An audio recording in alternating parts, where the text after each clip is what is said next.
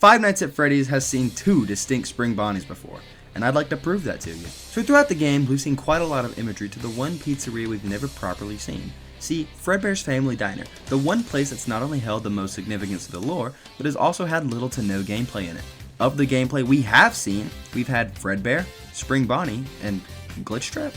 My point today that I'm bringing to you is that we have very different versions of Spring Bonnie, all in the same game. Heck, different versions across multiple games. Some of this theory depends on what you consider canon, but for my theory we need to assume both FNaF 4 and Security Breach are at least both canon, which I'm sure we can all agree they are, but still.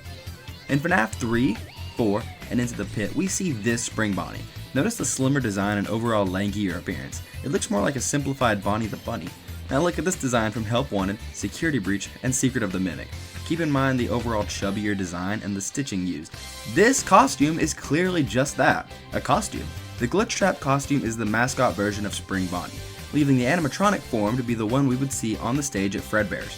Some of you probably still think I'm crazy, but let me add more fuel to this flame. In the Stage 01 minigame from FNaF 3, do you notice anything special about these two characters? Heck, do you notice anything special about the building? It's one room. It's one room with a closed jaw Fredbear in it.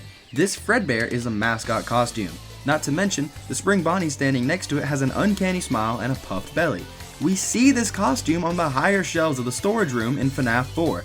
It would make sense for it to be high up where it's unlikely to be used again, especially compared to the current Fredbear suit that's on the floor. Notice the five-fingered hand on the shelf too. Not only is this a massive hand, but it's a glove, something we know the original mascots would have had to use, kind of like a surgeon who would suit up before surgery. Looking at all the evidence, sure, there's a world where Spring Bonnie is marketed differently and throughout different styles. We see in both versions of the Freddy and Friends cartoons.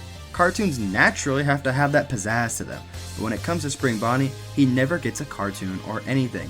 Fredbear at least has always been on the chubbier side. All of this to say,